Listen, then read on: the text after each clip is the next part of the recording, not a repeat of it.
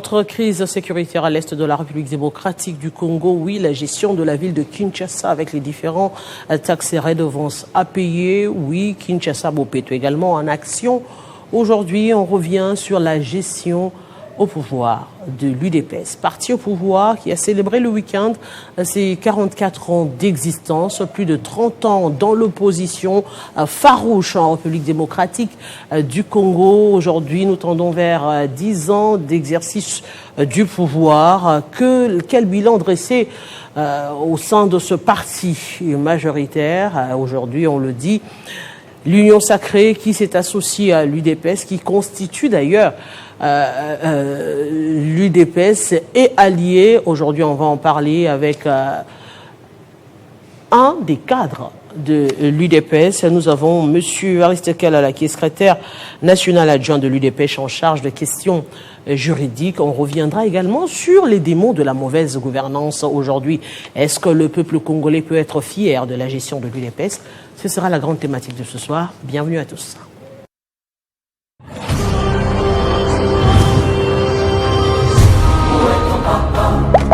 Dis-moi où est ton papa, sans même devoir lui parler, c'est ce qui ne va pas. Ah sacré papa, dis-moi où es-tu caché? Ça doit faire au moins 1000 fois que j'ai compté mes doigts. Hey. Où t'es papa, où t'es? Où t'es papa, où t'es? Où t'es papa, où t'es? Où t'es, où t'es papa, où t'es? Où t'es papa, où t'es? Où t'es papa, où t'es? Où t'es papa, où t'es? Où t'es, où t'es papa, où t'es?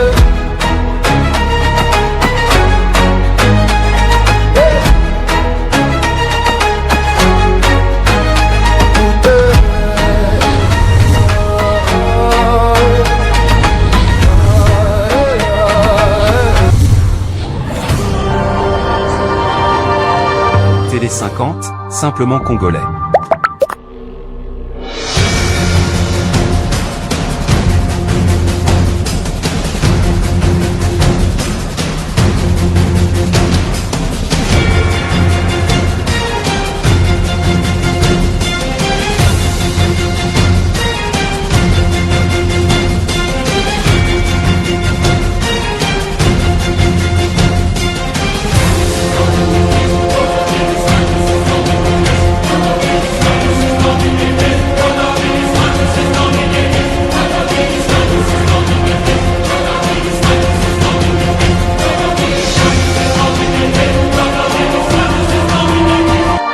Télé 50, simplement congolais.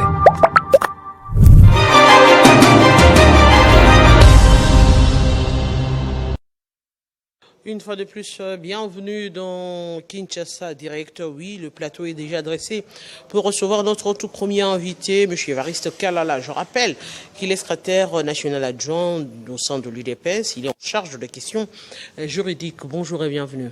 Bonjour madame. Bonne fête. Merci. Aujourd'hui, on se rappelle encore que... Devrais-je dire pareillement? Non, non, pas du tout. Hein. Oui, il y a eu beaucoup de fêtes le week-end, évidemment. Donc, on parle ici de la célébration des 44 ans de l'UDPS. Hier, opposition, aujourd'hui, parti au pouvoir. Eh bien, c'était placé sous quel signe? Bon, je pense que pour ceux qui ont suivi l'adresse du secrétaire général, faisant fonction du président AI, l'honorable Augustin Kabouya, c'était bien évidemment placé sous l'égide de l'unité. Et voilà. Aujourd'hui, justement, on va revenir sur les 44 ans, plus les années de l'opposition. Ça a été vécu comment? Parce qu'on parle des plus de 30 ans dans l'opposition. C'est certes toute une génération qui part des 13 parlementaires, qui a connu des anciens, qui a connu beaucoup de personnalités, quand même, il faudrait le dire, au sein de ce parti de l'opposition autrefois. Et aussi une nouvelle génération qui est aussi arrivée quand même, il faudrait le dire.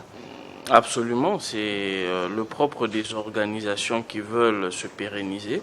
Elles ont des mécanismes de renouvellement et voilà. Mais aujourd'hui, justement, quel est je dirais, le leitmotiv, parce que le slogan est souvent utilisé, le peuple d'abord. Qu'est-ce qui a motivé qu'en dépit des moyens, qu'en dépit des difficultés avec les différents régimes, d'avoir cette résistance? Mais je pense que c'est la conviction qu'on est dans la vérité. Cette conviction que la tâche qui est la nôtre, que nous devons accomplir à travers ce combat, c'est une mission et qu'elle contribue justement à l'avancement de l'humanité. Et je pense que, mus par cette idée, nos pères fondateurs ont tenu le coup, malgré tout ce qu'ils ont pu subir comme injustice, comme sévices, torture, emprisonnement et j'en passe. Mais c'est plus de 30 ans de résistance et d'idéologie qui ont fini quand même par payer, il faudrait aussi le reconnaître. Déjà qu'on a eu, ça c'est un deuxième mandat pour à mettre à l'actif de l'UDPS avec l'avènement du président Félix-Antoine Tshisekedi Tshilombo. Aujourd'hui on se dit, est-ce que l'avant-pouvoir et l'après-pouvoir et le pouvoir, parce que vous n'êtes même pas encore après-pouvoir, et le pouvoir, il y a cette vision qui est maintenue? Absolument, il y a cette vision qui est maintenue. Nous venons de quelque part, comme vous venez de le souligner. Il y a beaucoup de caprices inhérentes à l'exercice du pouvoir. Ce n'est pas une particularité de l'UDPS, c'est au pouvoir, c'est inhérent à toutes les formations politiques qui exercent le pouvoir. Bon, quant à savoir si nous maintenons cette fibre avec nos idéaux, les idéaux qui ont présidé à la fondation du parti, bien évidemment. Bien évidemment, il y a différentes séquences et je pense que à la fin, ou plutôt quand on sera assez avancé, le commun des mortels pourra voir la grandeur de l'œuvre accomplie par l'UDPS à travers l'un de ses fils, je cite son Excellence Félix-Antoine Tshisekedi, qui dirige de main de maître la République démocratique du Congo. Aujourd'hui, certes, on va le dire, c'est quand on est dans l'opposition, on se dit c'est un sacrifice à faire, nous visons un idéal. Aujourd'hui, certains dans les 44 ans se sentent pas du tout dans ce pouvoir, dans cet accompagnement du pouvoir, dans cette même vision. Est-ce que aujourd'hui le Congolais qui a vu ce slogan « Le peuple d'abord » peut se dire « Oui, avec la gestion du pouvoir, on sent que ce slogan est respecté ». Absolument. Comme je venais de vous le dire, partout au monde, le changement, c'est un processus. Et le processus, il est bel et bien déclenché. Et voilà. La transformation aura lieu. Elle a commencé. Mais non, quant à s'inquiéter sur le rythme que prend cette transformation... Parce que vous savez que le pouvoir a ses caprices, hein, la gestion du pouvoir aussi a ses caprices. Comme les femmes. Entre la gestion de la Respublica, les coalitions qui ont été faites, les négociations qui doivent se faire à tout bout de champ, à tous les niveaux.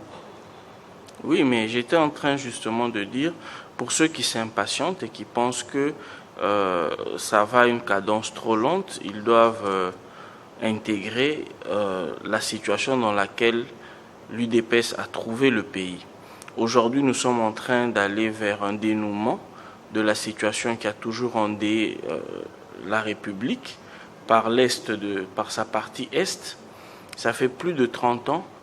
Et dans ces conditions-là, je pense que le développement lui-même, c'est une utopie, tant qu'on n'a pas la paix.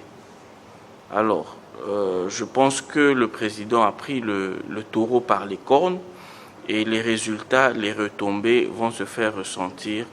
Je demande à cette population de continuer à faire foi, non seulement à son Excellence Félix-Antoine Tshisekedi, mais à l'UDPS qui est une formation politique, une des rares ici aux République démocratique du Congo, assise sur un idéal, assise aussi sur des valeurs et qui a un combat, qui a une histoire. Voilà. D'aucuns estiment que l'UDPS a plus été préparé pour l'opposition que pour la gestion. Qu'est-ce qui aurait préparé? qu'est-ce qui nous aurait préparé à l'opposition et qu'est-ce qui nous aurait préparé au pouvoir. Je pense que la situation dans laquelle nous nous trouvons actuellement, c'est une situation où l'ensemble des leviers ont été grevés, l'ensemble des leviers qui peuvent impulser le développement du pays ont été grevés par plusieurs années de mégestion, d'absence de vision. Et aujourd'hui, l'UDPS vient pour corriger tout ça. C'est vrai que nous avons une volonté grande comme le monde, mais il y a des choses qui ne peuvent se faire qu'à une certaine cadence. À une certaine cadence, alors on pourrait partir par des domaines bien précis. Aujourd'hui, si on relève par exemple sur la question primordiale qui pourrait être ce levier, la justice par exemple, d'autant plus que vous êtes dans ce secteur de la justice aujourd'hui, est-ce que le Congolais peut se sentir en sécurité avec la justice congolaise? Absolument, absolument, et vous l'êtes. Ce qui justifie votre liberté de parler et de poser toutes les questions possibles sur le parti qui est au pouvoir. Je pense qu'il y a eu des grandes avancées, et ça nous devons le reconnaître, en termes de liberté ou d'indépendance des magistrats, en termes de traitement, de conditions des magistrats, parce que c'est aussi ça, travailler pour une justice plus indépendante et plus efficace. Mais justement, parlant de la justice, c'est vrai, aujourd'hui, vous le dites, indépendante, mais également, on sent qu'il y a, je dirais, comme deux poids, deux mesures, des propos, des scandales, des personnes qui ont dit des choses, mais qui n'ont jamais été inquiétées. Par exemple, aujourd'hui, on se reviendra sur le cas Nicolas Kazadi, ce sont des cas qui frisent quand même, qui paraissent comme une tache noire au regard des déclarations faites par lui-même.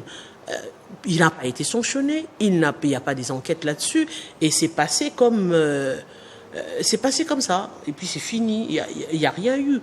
Aujourd'hui, on se dit, au-delà de tout, ça donne quand même l'impression qu'il y a des protégés et d'autres qui sont le commun de mortels. Non, je pense que il ne faut pas nous pousser à justement astreindre cette indépendance de la justice. Son Excellence Félix Antoine Tshisekedi l'a répété à maintes reprises, il ne va pas s'immiscer dans les prérogatives du pouvoir judiciaire, qui est un pouvoir à part entière.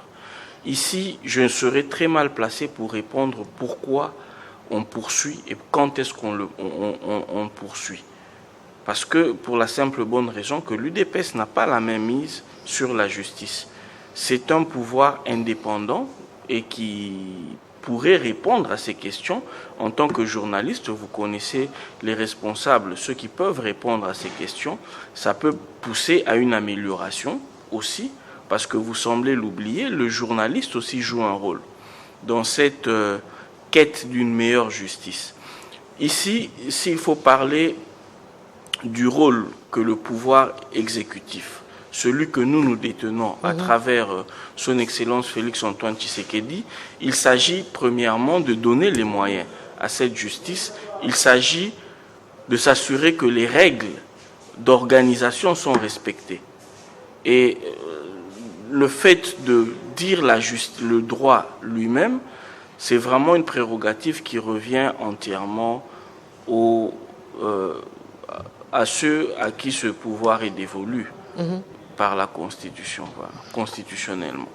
On se dit aujourd'hui le social, c'est vrai que c'était le leitmotiv du président de la République dans les différentes campagnes, c'est concerne le social, le manger du Congolais.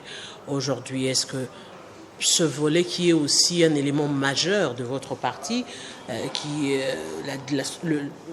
vous êtes des social-démocrates, on va le dire comme ça, donc est-ce que vous tenez en compte cet aspect des choses aujourd'hui, avec les réalités sur terre? Mais bien entendu, à la différence de certains partis, l'UDPS a l'ensemble, pour ne pas dire la quasi-majorité de ses membres qui vivent dans la population. Nous sommes ce peuple congolais. Nous ne pouvons pas parler de la nation congolaise sans parler de sa grande majorité qui est effectivement membre actif ou sympathisant de l'UDPS. Donc, c'est nous qui subissons cette réalité, c'est nous qui la vivons, et nous sommes d'autant plus sensibles à cela. Donc, pour parler du social, je vous dis qu'il y a les zones économiques spéciales qui sont en pleine gestation, mais comme je l'ai répété, ça ne sert à rien d'avoir du maïs à bas prix si le lendemain on va venir te l'arracher par un homme armé.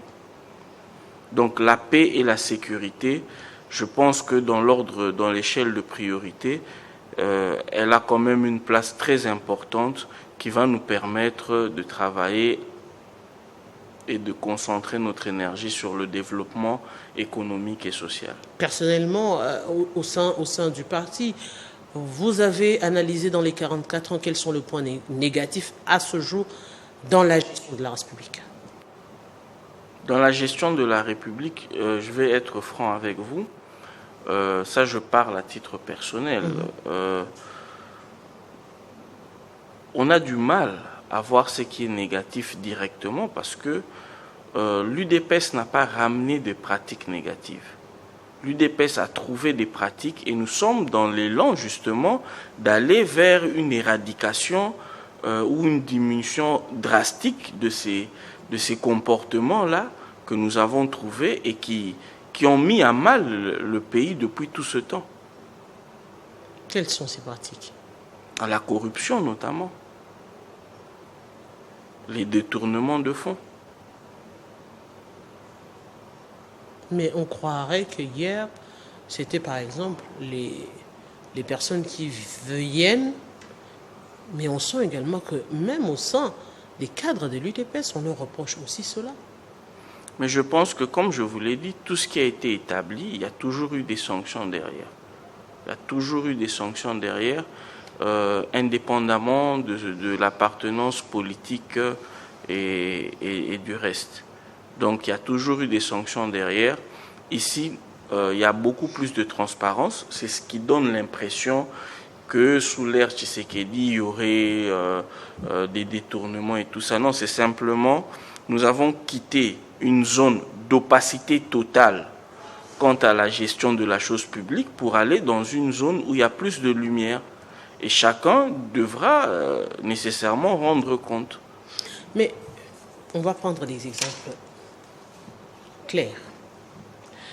Ici, on sent dans la capitale, puisqu'on parle de la gestion, de la gouvernance, c'est aussi une politique.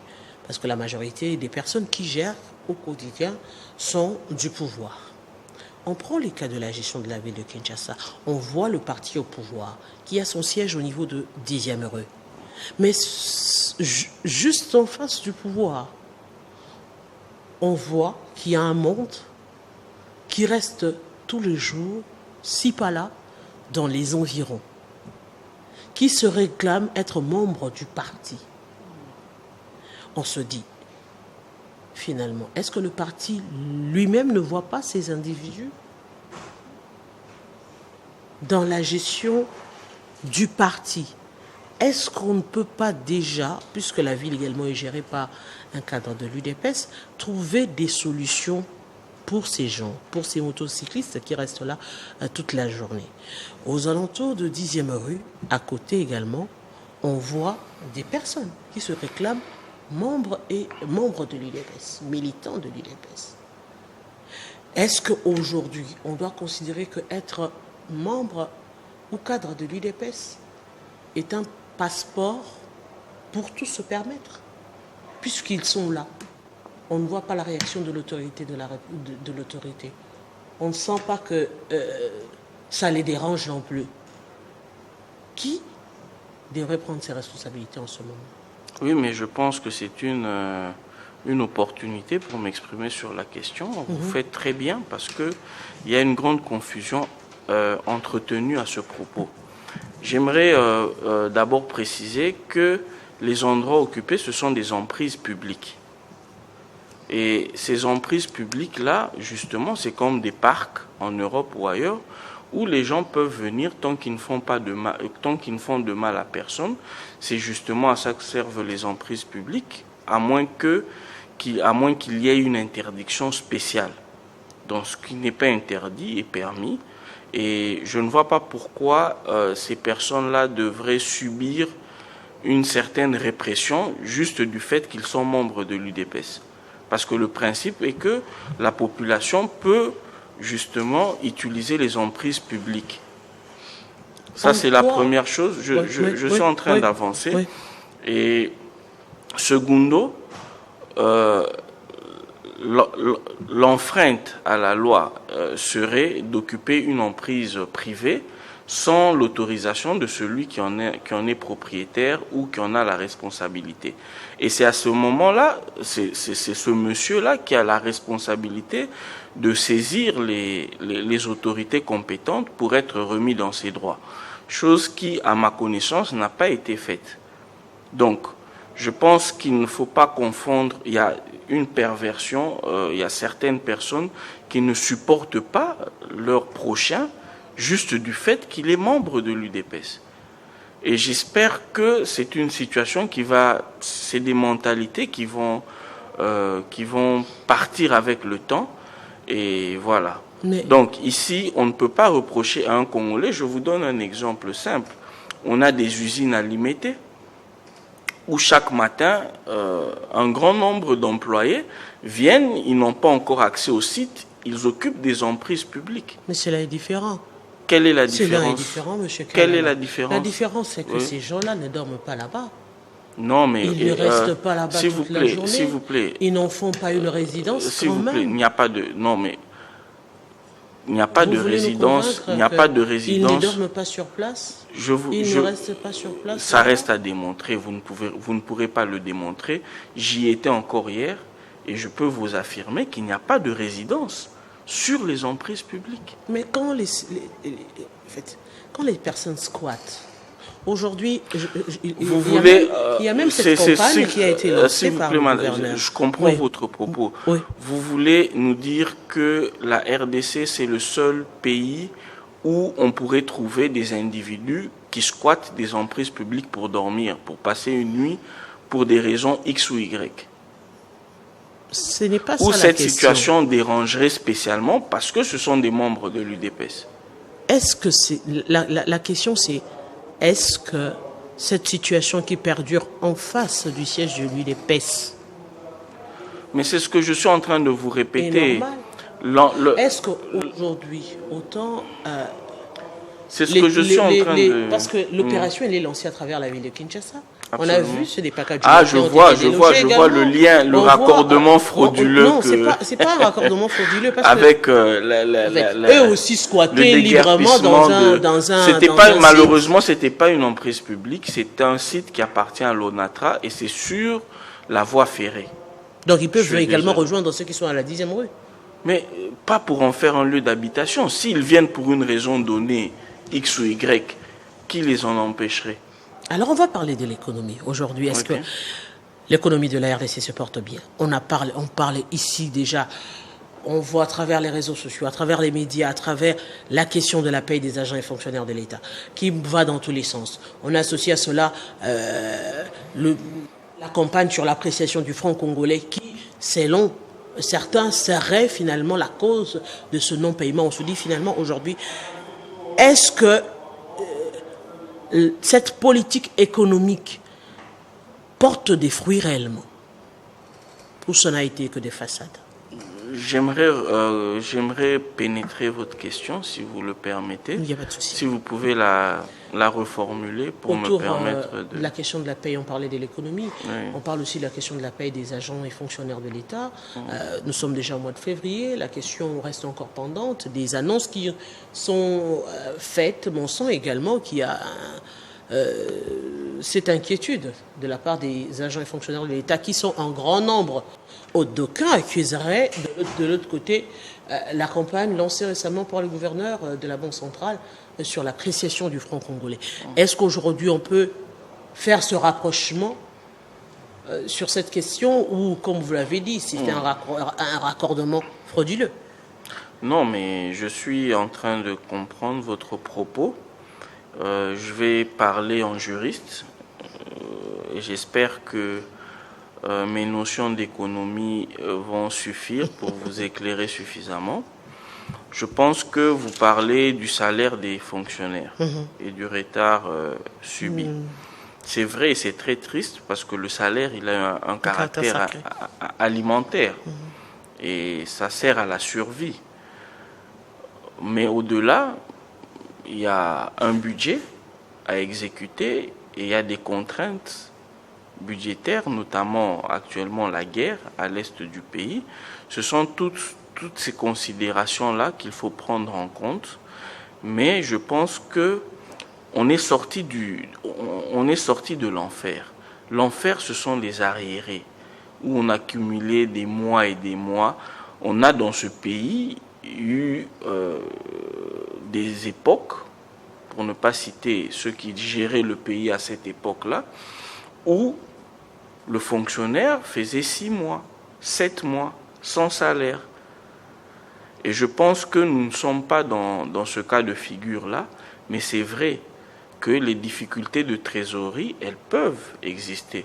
Je n'ai pas la prétention ici de vous dire exactement pourquoi ça a lieu maintenant, mais je sais vous dire que c'est nettement mieux que les arriérés de 6, 7, 3, 4 mois qui avaient lieu dans le temps. Et actuellement, à l'interne, nous pressons les acteurs politiques qui interviennent dans le processus de la paix de s'activer pour que cette situation soit décantée au plus vite. Et j'aurais appris que dans ce sens, le ministre des Finances, son Excellence Doudou Fwamba Likunde, Libotaï, voilà, il aurait organisé une retraite de tous les membres du cabinet, justement, pour se pencher sur ces questions importantes et voir comment y apporter des solutions idoines. Il faut d'abord regarder cette volonté de travailler. Les problèmes ne manqueront pas, ils viendront toujours, mais l'UDPS et ses cadres au pouvoir, ils sont dans l'élan de la recherche permanente de solutions. Et je pense que ça devrait les rassurer. Ils doivent s'assurer que les autorités compétentes sont en train de travailler pour décanter la situation. Un élément quand même, moi on en parlerait un peu comme un élément négatif au sein de l'Union sacrée qui est en majorité dominée par l'UDPS. Aujourd'hui, on sent on parle de l'Union sacrée, mais ça a longtemps été émané des contradictions.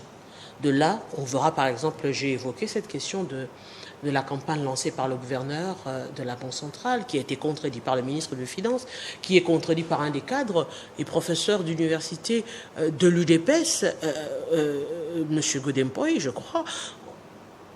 On sent par exemple sur la question de la révision de la Constitution, qui a été combattue en premier au sein de l'UDPS, de l'Union sacrée, qui estime que l'UDPS ne tient pas suffisamment compte de ses alliés. L'UDPS veut tout avoir. L'UDPS veut tout gérer, alors qu'il a ce pouvoir aussi en partie grâce à ses alliés. Je pense que c'est une affirmation qui peut être discutée et remise en question pour le simple fait que sur la composition du gouvernement lui-même, vous verrez que les alliés sont tous positionnés et de manière assez confortable. Après, c'est souvent on ne peut pas reprocher, après réclamation, on ne peut pas, après pression. Non, je pense qu'ils doivent. La composition de je pense qu'ils doivent considérer. La composition du Sénat. Ils doivent considérer le poids politique. Ici, dans le poids politique, il y a le poids parlementaire et le poids sur terrain de l'UDPS. Je pense que c'est un élément majeur. Et aujourd'hui, à ce poids politique, nous rajoutons le fait que nous avons le chef de l'État qui est issu de l'UDPS. Et tous ces éléments font qu'il faut considérer, il faut pondérer la position de l'UDPS, parce qu'à l'interne, c'est plutôt le contraire qui se dit. On a l'impression que l'UDPS sacrifie justement ses positions pour ses alliés. Et je peux vous donner un exemple à ce sujet, c'est la présidence de l'Assemblée nationale. Donc il y a des exemples probants ça aurait qui été montrent... injuste, vous avez la présidence de la République. Non, ici on parle... vous avez les alliances, du gouvernement. les alliances se font sur base, les alliances se font sur base d'apports, et ces apports sont traduits en poids politique. Au niveau de l'Assemblée nationale, la géométrie de la composition de l'Assemblée actuelle exigerait que l'UDPS occupe la présidence de l'Assemblée nationale. Mais l'UDPS a cédé ce poste. Et donc je pense que l'affirmation selon laquelle nous mettons les alliés mal à l'aise n'est pas correcte, parce que nous savons faire des sacrifices pour rester ensemble et pour rester unis. Aujourd'hui, justement, en parlant de la gestion d'ensemble, vous avez aussi, pendant ces années au pouvoir, perdu beaucoup d'alliés quand même. Mais ceux qui étaient dans le même bateau que vous. C'est le propre de la politique. Les alliances se font et se défont, et elles peuvent se refaire. Mais, disons-le, on va quand même parler, parce qu'il s'agit des 44 ans de l'UDPS. Mais comment vous comprenez quand on dit que, oui, les militants de l'UDPS sont pro dans les Kadiocha, par exemple? Ah, vous connaissez ça aussi, vous êtes du parti. Je vous soupçonne sérieusement d'être des nôtres. Non, mais qu'est-ce qu'un Kadiocha? Il faudrait déjà savoir ça. Je pense que ce n'est rien de méchant, c'est le discours politique, en d'autres termes. Un Kadiocha, c'est un discours politique. Non, c'est pas... Quelle compréhension vous en avez? L'incompréhension qui sort de tout du commun des mortels en République démocratique du Congo. C'est le mensonge qu'on peut débiter sur quelqu'un ou sur une situation qui se justifierait dans le contexte du discours politique. Oui, je pense que c'est une perversion du terme. C'est une perversion du terme qui, à l'origine, constitue une édulcoration d'un message politique pour l'adapter au niveau de conscience de ceux qui vont le recevoir.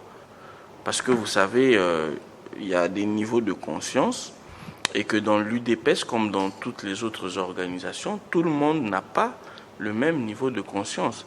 Donc il faut adapter le message aux différentes couches qui constituent le parti. Mais quelle place accordez-vous aujourd'hui à la jeunesse? Cette jeunesse qui réclame haut et fort s'être battue, s'être mis dans les rues, être tuée en grand nombre pour défendre une idéologie, mais qui se sont oubliés.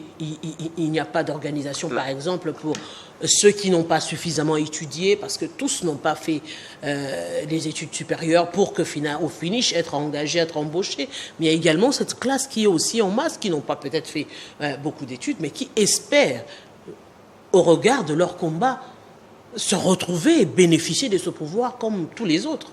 Non, je doute fort qu'il y ait des jeunes qui pensent comme ça.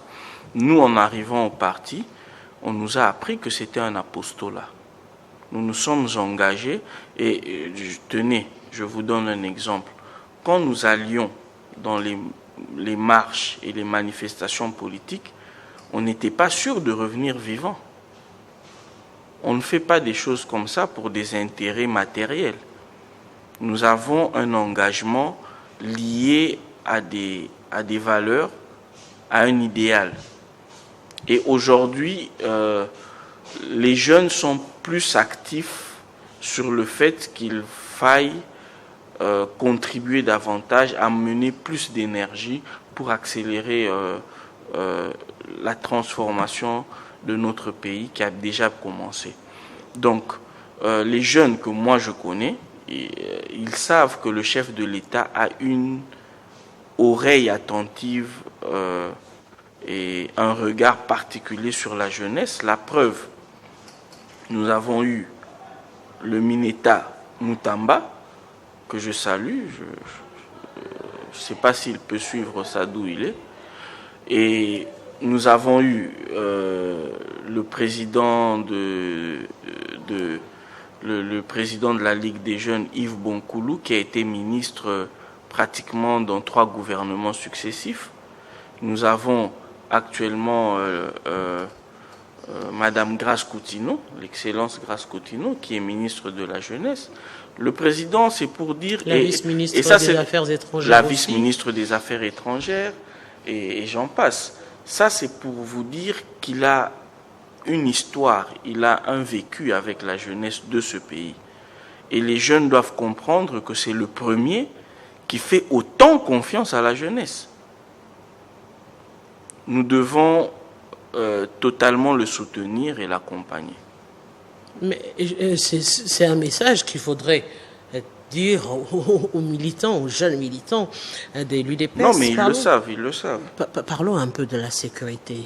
Aujourd'hui, la question sécuritaire, c'est même le cœur. Tous les yeux des Congolais sont rivés sur cette question sécuritaire pour dire que finalement on doit revenir vers la paix dans la partie est de la République démocratique du Congo. Des accords, notamment Doha. Aujourd'hui, on tend vers la question du dialogue, bien que refuté pendant longtemps par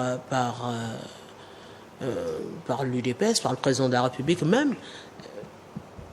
Est-ce que le pouvoir est en mesure de faire des concessions aujourd'hui si on doit parler dialogue inclusif? Je vais commencer par dire que vos propos selon lesquels le chef de l'État et l'UDPS ont toujours refuté le dialogue, c'est faux. Parce que nous avons toujours été dans 2 processus, c'est au fait des discussions. Nous avons été dans le processus de Nairobi et dans celui de Luanda. L'un s'est mué, s'est transposé à Washington, allais-je dire, et l'autre s'est mué en processus de Doha. Donc les discussions, elles ont toujours existé, mais bien entendu, le chef de l'État a toujours tracé une ligne rouge qu'il ne franchirait jamais.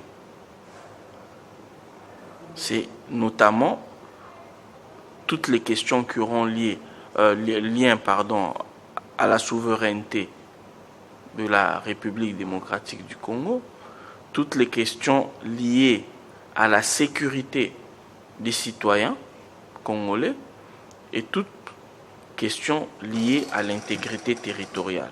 Et vous conviendrez avec moi que depuis le début de discussion, ces 3 axes-là ont toujours fait l'objet d'une protection particulière, ce qui nous a permis justement d'avancer. Mais non, sur le reste, je pense que les discussions feront leur travail. Est-ce qu'aujourd'hui, le pouvoir est prêt à faire des concessions? C'est ça la grande question aujourd'hui. Des concessions de quelle nature et pour obtenir quoi? Est-ce que le pouvoir sera en mesure de réunir toutes les tendances autour d'une table pour discuter de la République démocratique du Congo? Je pense que ce n'est même pas le pouvoir qui le fera, mais les circonstances vont obliger ceux qui traînent les pieds à se mettre à une cadence bien définie. Je pense que les circonstances vont s'en charger. Monsieur Évariste Kalala, un message aujourd'hui à tous ces militants, ceux qui ont cru, ceux qui ont adhéré parce que vous êtes au pouvoir, parce que ça ne manque pas. Quel message essentiel doivent-ils retenir de l'UDPS, de ces 44 ans? Selon moi. De lutte, évidemment, mais aussi de cet accompagnement, parce que, oui, les politiques le disent, le pouvoir, il faut le chercher, le conserver le plus longtemps possible. Un message. Aux combattantes et combattants, je réitère mes vœux d'anniversaire pour ces 44 ans et je souhaite que ça soit une opportunité pour nous de renouveler notre engagement envers les idéaux du parti, nos nobles idéaux, mais également que ça nous permette de communier dans l'amour, le pardon et l'unité.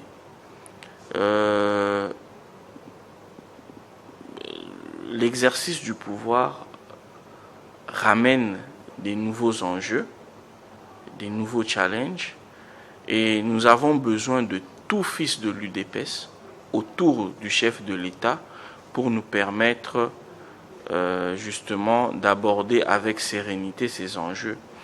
Et cela, où qu'il soit et quoi qu'il fasse. Monsieur Évariste Kalala, je rappelle aux téléspectateurs que vous êtes secrétaire national adjoint de l'UDPS en charge des questions juridiques. Grand merci à vous. C'est moi qui vous remercie et mes salutations au président Jean-Marie Kassamba. Voilà, aimables téléspectateurs, vous l'avez compris, nous sommes arrivés à la fin de ce Kinshasa Direct. Et oui, nous abordions les 44 ans d'existence du parti UDPS, parti au pouvoir, 44 ans. Quel bilan était sur le plan juridique, économique, social, sécuritaire? Et c'était avec M. Évariste Kalala dans quelques instants. C'est la grande édition du journal avec Grâce Salam Bochako Ngaloula. Et avec nous, on se retrouve prochainement avec le même plaisir.